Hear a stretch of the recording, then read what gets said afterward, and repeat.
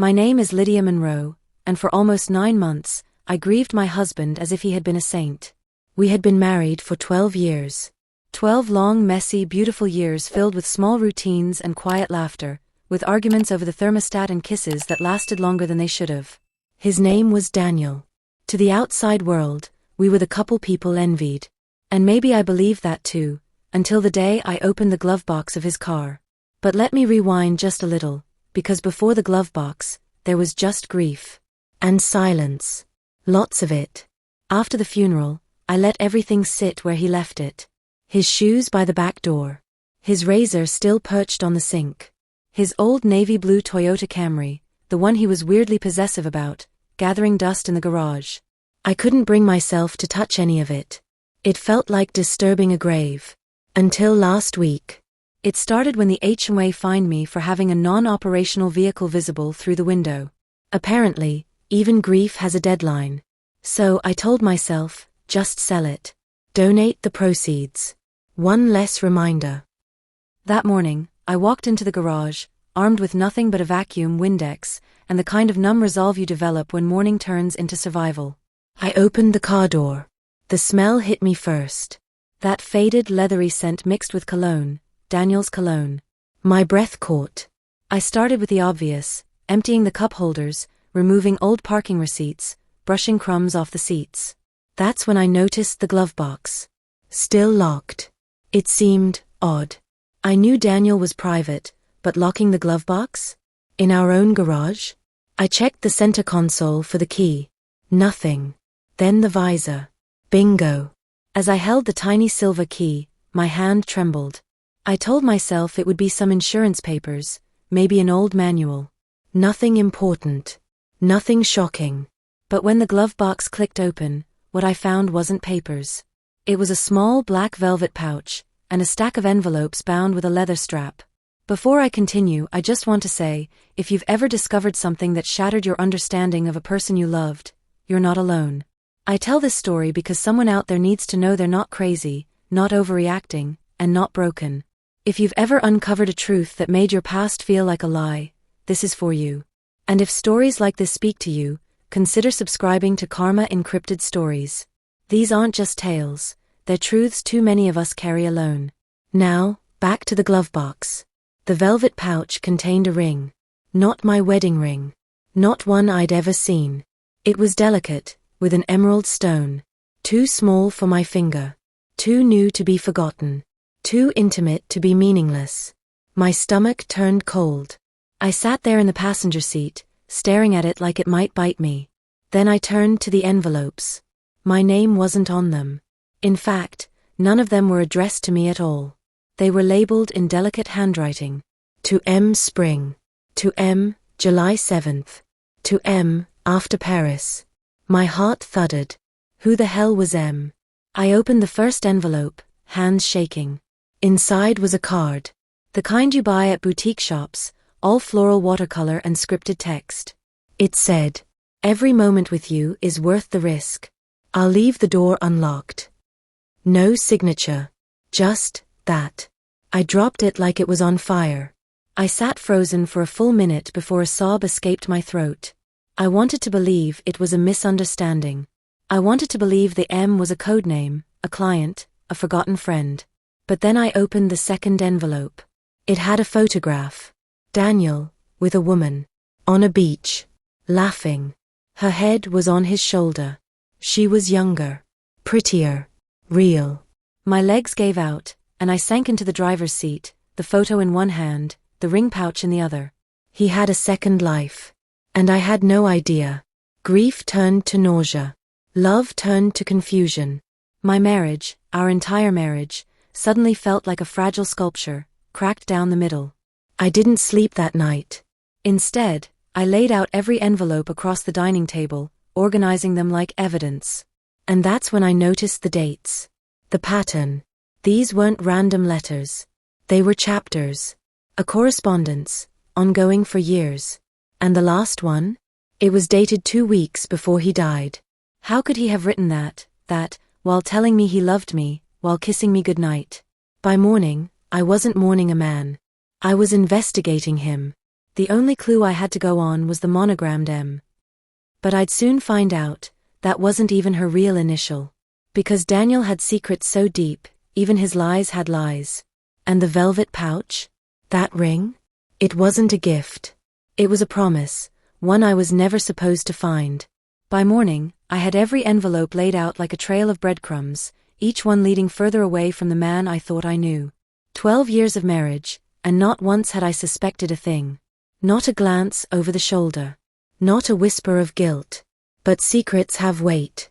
And now they were all in my kitchen, smothering the air. I didn't eat. I barely breathed.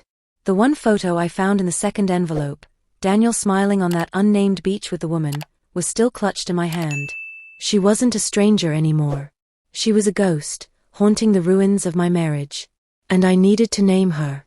I picked up my laptop and began the kind of search that only a betrayed widow could commit to, frantic, obsessed, methodical. First, I scanned the image. No geotags. Of course not. But behind them, past Daniel's wide grin and her sun-kissed curls, was a boardwalk sign that read Barra Blanca. I Googled it. It was a small beach in Costa Rica. We had never been to Costa Rica. My fingers moved on their own, searching old emails, bank statements, calendar events. And there it was. A 3-day leadership conference Daniel had supposedly attended 2 years ago. He'd even brought back a cheap keychain with a palm tree on it. I remembered teasing him for how tacky it was. Now it felt like a middle finger in souvenir form. The betrayal wasn't just emotional, it was logistical. He had built this other life on the scaffolding of our real one, like a parasite. And the most infuriating part? He was so careful. No texts on his phone. No receipts in the house. No scent on his clothes. Only the Glovebox. His one careless corner. And I had opened it. I went back to the table. The last envelope was thicker than the others. My fingers hovered above it before finally pulling the seal. It contained 3 things, a handwritten letter, a photocopy of a lease, and a note with a name. Maribel Costas. I read the letter aloud to myself, like a ritual. His handwriting was neat. Familiar. Like watching a dead man speak through ink. Maribel. I keep telling myself that soon I'll have the courage. That one day, I'll stop living split in 2. But I'm afraid. Of hurting her. Of losing you. Of watching everything I built collapse. But if I vanish, if something happens to me, this letter is yours. You deserve more than locked doors and stolen weekends. The apartment is in your name now. The key is with my lawyer. Tell her the truth if it ever comes to that. She deserves that much, even if I never gave her more. I nearly dropped the paper. The her he referred to? Was me. He had written a will, not a legal one, but an emotional one, for another woman. And he had left her an apartment? I unfolded the lease. It was a loft in the city. Downtown. He paid the rent in full, 6 months at a time. And the name Maribel Costas was real. With a number attached. I stared at it for a long time. This was the moment I could have backed away. Burned the letters. Sold the car. Let the dead stay buried. But that's not what betrayal does to a woman. Betrayal sharpens her teeth. Makes her want answers, not closure. So I dialed the number. It rang. And then rang again. No answer. I left a message. Hi. This is Lydia Monroe. I'm Daniel's wife. If you know who I am, you'll know why I'm calling. I found the letters. The ring. I need answers. I hung up. My hands were shaking. I told myself she wouldn't call back. That cowards don't like daylight.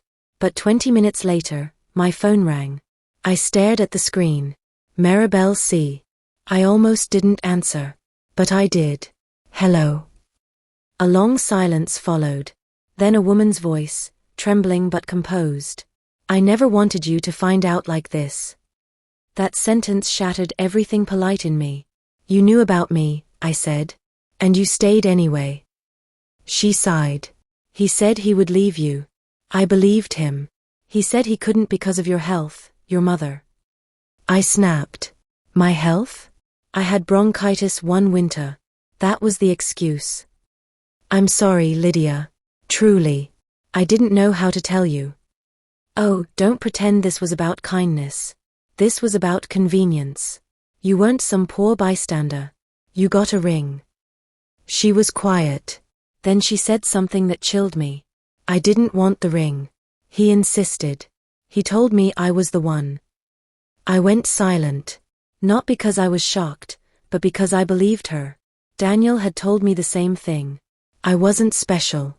I was just, earlier. Did you love him? I asked. She paused. Yes. But I hate him now.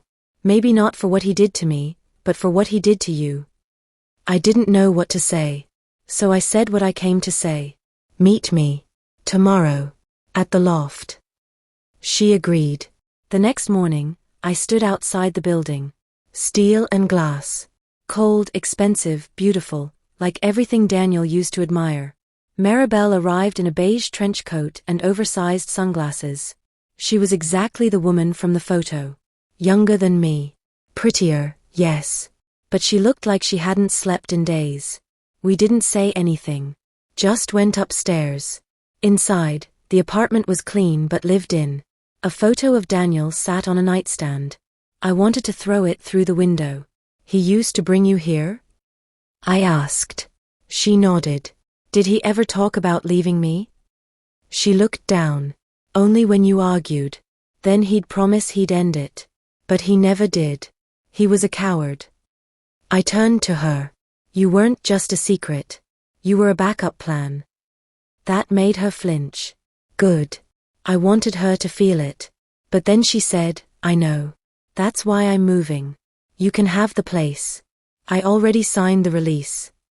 I blinked. Why would I want this? Because maybe, it'll give you power. Or peace. Or proof. Use it however you need. I just want to disappear. And then she handed me something. A flash drive. What's this? I asked. She looked me dead in the eye.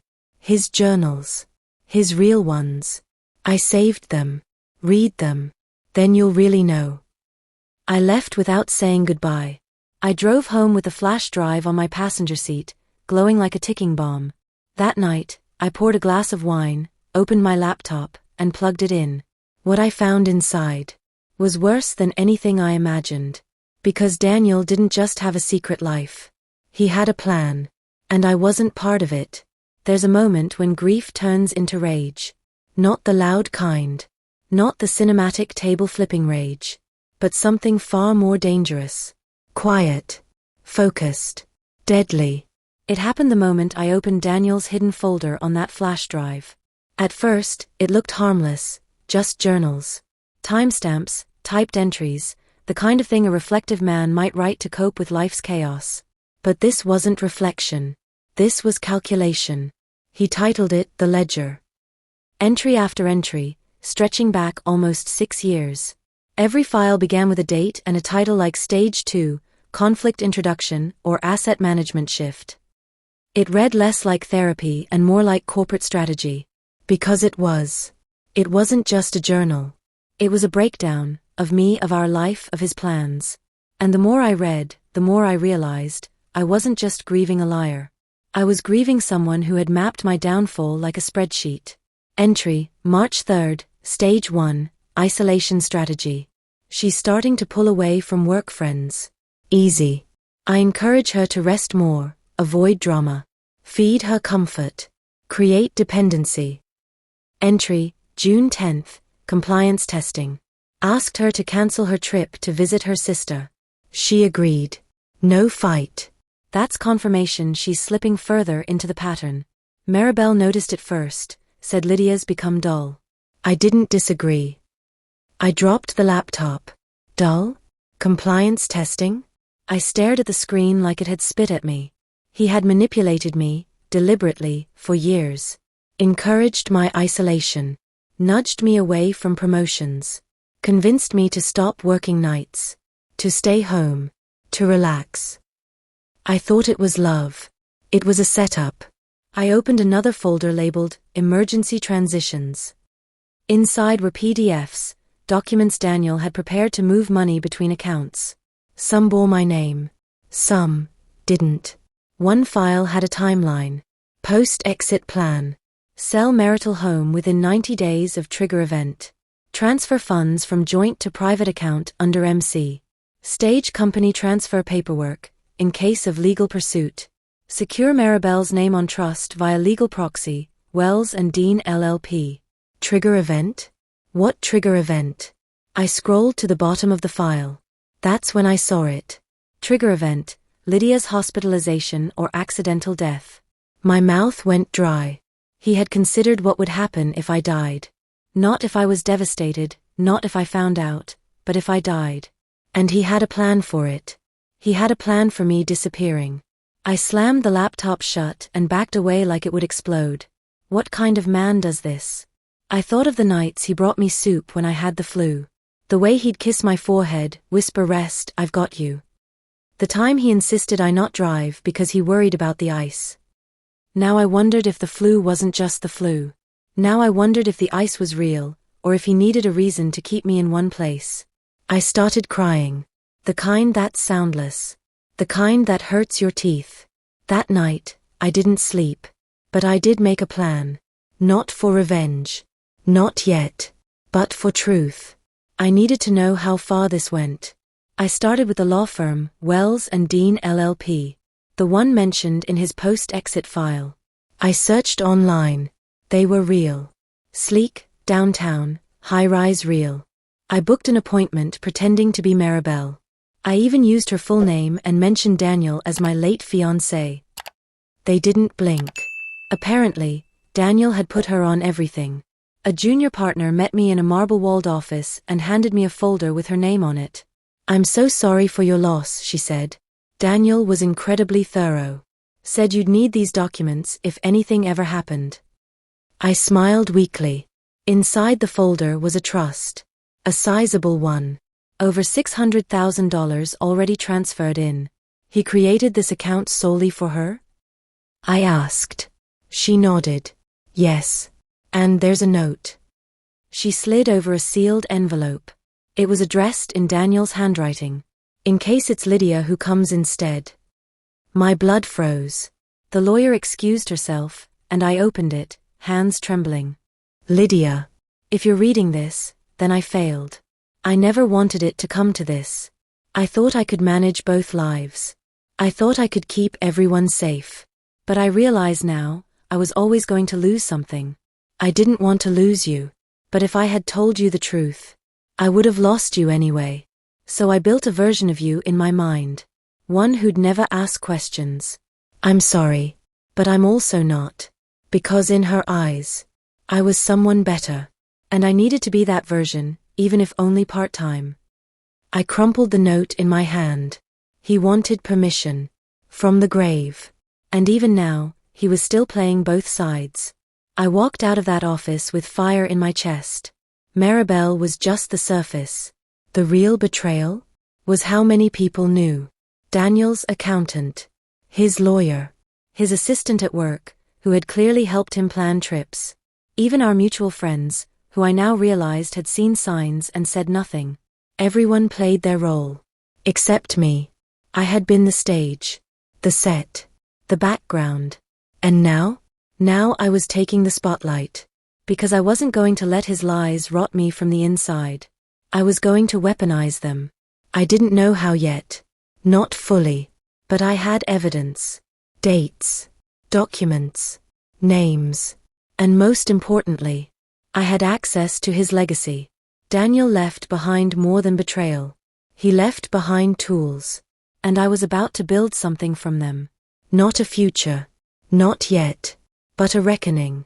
By the time the sun rose, I wasn't the same woman who had cried on the garage floor, clutching a stranger's ring and a dozen shredded illusions. I was sharper now.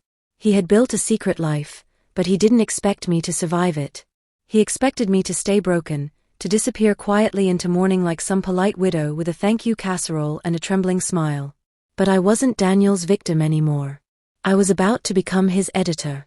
And I would be rewriting everything. My first move was subtle.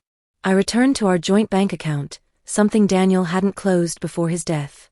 Likely because even he didn't imagine dying mid-plan. In it, I found irregular transfers. Not huge, but consistent. Withdrawals labeled with vague references: consulting, vendor support, home renovations. Always round numbers.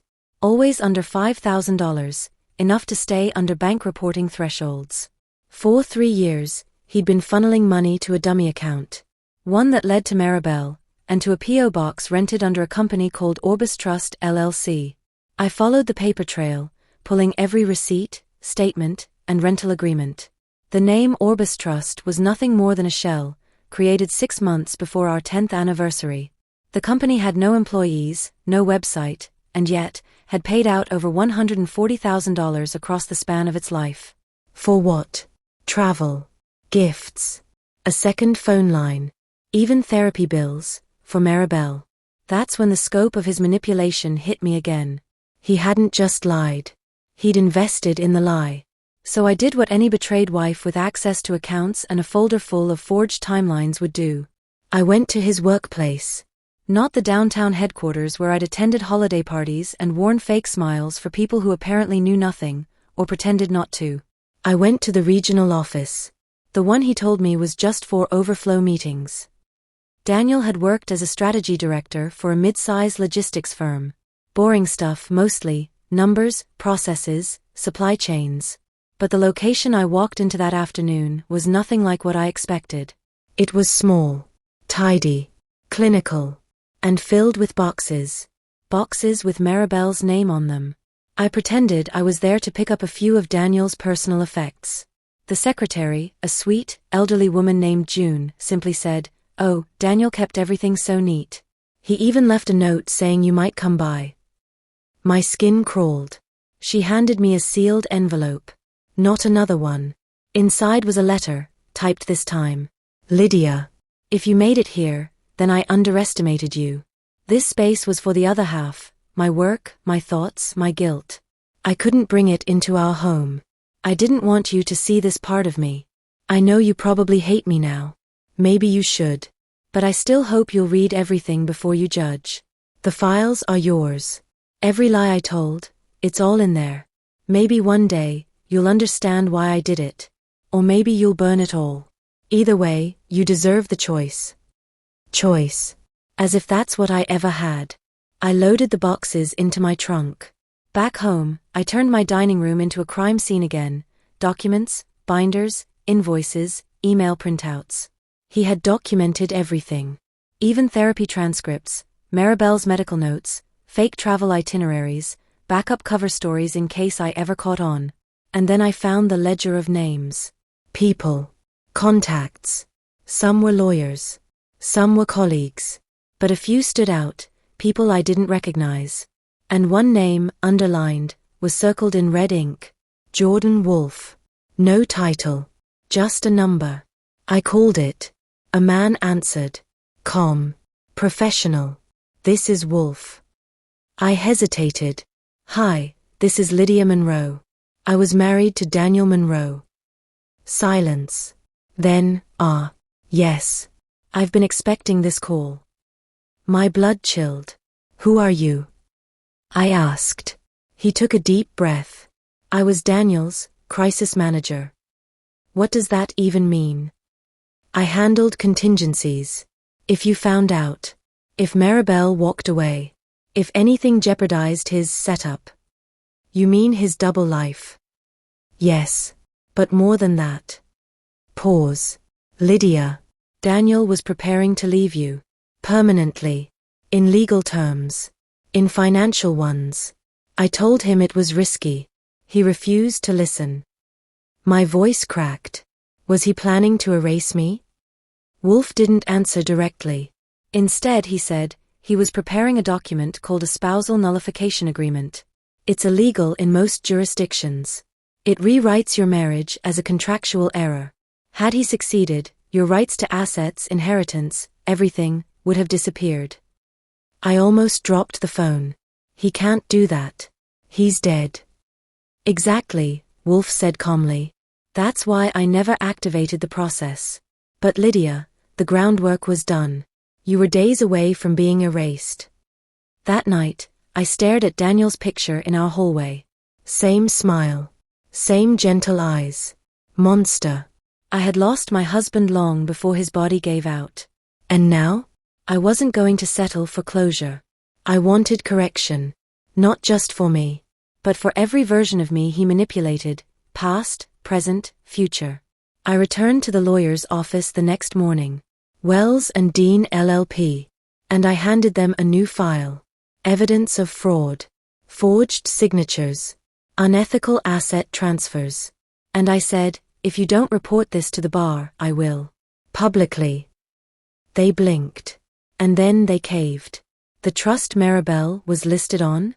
Revoked. Frozen. The funds? Returned to the estate. But I wasn't done. I called Maribel one last time. Meet me, I said.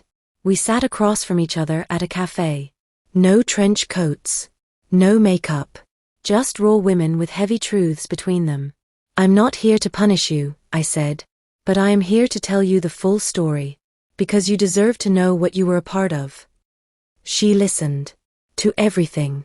Then she looked up and whispered, I was just a passenger. No, I said. We both were. Until today. Later that week, I made my final move. Daniel had once bought a cabin in Vermont, quiet, remote, our escape he called it. I hadn't been there since before the funeral. I drove up alone. Inside, nothing had changed. Until I checked the hidden drawer in the writing desk. Inside? A prepaid phone. And on it? Text messages. To a third woman. There are certain discoveries that shatter you. Others make you dangerous. Finding the phone in the hidden drawer at the Vermont cabin was one thing. Seeing the messages on it, sweet, flirtatious, current, was something else entirely. At first, I didn't believe it. I thought maybe they were old. Maybe this was from before Maribel. Maybe this was before me. But the first message timestamp was 11 days before Daniel died. June 5th, 10:47 a.m. Missing you already. I hate that I can't call you whenever I want. Can't wait until the plan is done. The name listed in his contacts? Just a single letter, R. I scrolled further. There were dozens. Then hundreds. Voice notes. Poems. Photos. Some of them taken in the Vermont cabin itself. That fireplace I once painted? They posed in front of it. That mug I once used to drink tea in? She was holding it in one of the selfies. And Daniel? He looked younger. Free. Giddy, even. More in love than I'd ever seen him. There were no traces of guilt. No secrets in his eyes. Just joy. My stomach twisted. He wasn't torn. He was thriving. 3 women. 3 lives. 3 parallel universes, all revolving around the gravity of his charm and deception. I should have cried again. But I didn't. I didn't scream, or shake, or collapse like the Lydia from Chapter 1 might have. Instead, I picked up the phone, turned on the flashlight, and began hunting through the cabin like a detective at a crime scene. And I found more. Receipts in the nightstand drawer, meals for 2, a ski lift pass under the name Rachel Mendez, a parking receipt in New York City during a weekend he told me he was visiting his father. I pulled the thread. Rachel Mendez. Real estate broker. Based in Manhattan. Mid-30s. Active on Instagram. Posts full of inspirational quotes, coffee shops, and anonymous hands clasping hers across candlelit tables. One of those hands was Daniel's. It was all there, in plain sight. This wasn't just betrayal anymore. This was recreation. He'd built entire identities for himself like a novelist with a god complex. He told Rachel he was a widower who'd lost the love of his life in a tragic car crash. I saw the messages. The sympathy she expressed. The way he used my imaginary death to deepen their connection. He wrote, I feel like my heart is finally healing with you. Lydia was amazing, but I was just existing until you came into my life. That line hit me harder than all the others. He had used my name. Not a fake one. Not an alias. He used my life, my death, as narrative seasoning. And Rachel believed him. I debated messaging her. Calling her. Warning her. But instead, I did something more calculated. I posted a public obituary, fake, in reverse. Daniel Monroe, beloved husband to Lydia Monroe, passed away June 16. Survived by his wife, extended family, and loved ones. I added a photo of us together, happy, real, married. Then I tagged Rachel in the post. Her account went private within 2 hours. And the next morning, she showed up at my door. She was exactly as I imagined. Stylish, pretty, tall, and visibly shaken. "I'm sorry," she said before I even opened the screen door. "I didn't know. I swear to God, Lydia, I thought he was widowed. He showed me a fake gravestone. Told me you were cremated. I even lit a candle for you one night." I stepped aside. "Come in." We sat across from each other at my kitchen table. That same table where I read the first envelope. Where I unraveled Maribel. Where I rebuilt my strength. She looked around. "This was your home?" "Still is," I said flatly. "Was never his." "Not really." She nodded, ashamed. "I didn't know there were others. I thought I was the only one." "You weren't even the second," I whispered. She gasped. Then I slid her the flash drive. "The man you loved? He documented everything. Even you." Her hands trembled as she took it. And then, she started laughing. The kind of laugh that dissolves into sobs. "I feel so stupid," she said. "You're not," I replied. "You're just the third passenger on a train that was always headed off a cliff." Rachel offered to testify, legally, publicly, whatever I needed. But I didn't want vengeance anymore. I wanted visibility. So I did something no version of myself from before could have imagined. I wrote a blog post. Then a series. The Glovebox Diaries, what my dead husband taught me about living.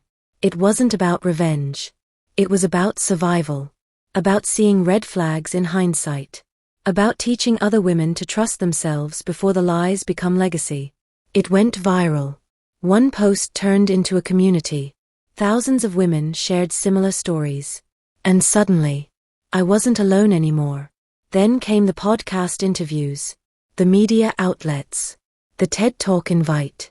Daniel had tried to erase me in life. But in death? He built my platform. I sold the car. Not out of anger. But ceremony. I placed the glovebox key on the passenger seat, shut the door, and watched the buyer pull out of the driveway. That car was once a tomb. Now, it was just metal. Later that week, I visited his grave. I hadn't been since the funeral. I stood there, silent, letting the breeze tangle my hair. "You lied to everyone," I said aloud. "But I'm the only one who lived." I pulled out the emerald ring, the one from the glovebox, and dropped it on the soil. "Here," I whispered. "Return to sender." I turned and walked away. For good. It's strange how the truth doesn't always arrive with thunder. Sometimes it creeps in slowly, like light bleeding under a door you never thought to open. After Daniel's grave, I didn't cry. Not out of strength. But because there was nothing left in me to shed for him. The last ember had burned out. All that remained was a woman standing in the ash with clarity. And sometimes, clarity is louder than grief. Weeks passed. I kept waiting to feel something drastic. Closure. Anger. Relief. But what I felt was stillness. Not numbness. Stillness. Like standing at the edge of a cliff with no intention of jumping, only watching the wind whip through the trees below and realizing you survived something no one else saw coming. I had filed the paperwork. Daniel's estate, what was left of it, was now mine. Not because I forgave him, but because I earned it. Every lie. Every wound.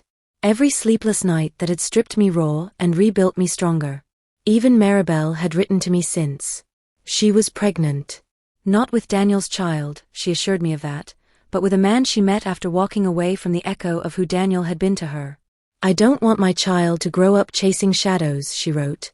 "Thank you for showing me how to walk into the sun." Rachel, too, had found her footing. She started a foundation for women who survived emotional fraud. She called it the Ledger Project. And me? I started writing full-time. I told stories. Real ones. About what happens after the betrayal, after the rage, after the dust settles. Not everyone understood. Some still said, "Why air it all out?" But those people had never drowned in silence before. They'd never clawed through the darkness of a glovebox and found a new identity folded between the lies. One autumn morning, I returned to the Vermont cabin, not out of nostalgia, out of finality. I had the keys, the deed, the right, but I brought a lockbox with me, not for hiding, for sealing. Inside, I placed the journal printouts, the fake IDs I'd uncovered, the third burner phone I eventually found tucked under a loose floorboard, filled with voicemails from a fourth woman, one who I never contacted. I placed Daniel's tie, his photo, the engagement ring he gave me, and I added a note. This is not a grave. This is a monument to my resurrection. I buried the lockbox beneath a tree he once carved our initials into. DM plus LM. What a lie. I walked back into the cabin and lit a fire, not of fury but warmth. For the first time, I didn't imagine him here. Not Daniel. Not the version I once loved. Not the liar he turned out to be. Just myself. Sitting in the quiet, hole. They say time heals. I disagree. Time teaches. It taught me that love is not proof of goodness. That grief and truth are not opposites. That you can mourn someone while discovering who they really were. And that justice isn't always a courtroom. Sometimes it's surviving, growing, thriving, and refusing to carry someone else's sins in your silence. 6 months later, I stood in front of a classroom at a local university. Guest lecturer. Subject: Narrative Ethics and the Weaponization of Identity in Relationships. I opened with one line. My husband had 3 women, 2 apartments, 1 plan, and no idea who I'd become after him.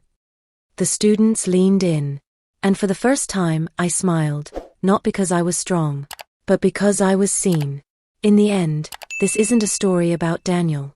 It's not even a story about what I found in the glovebox.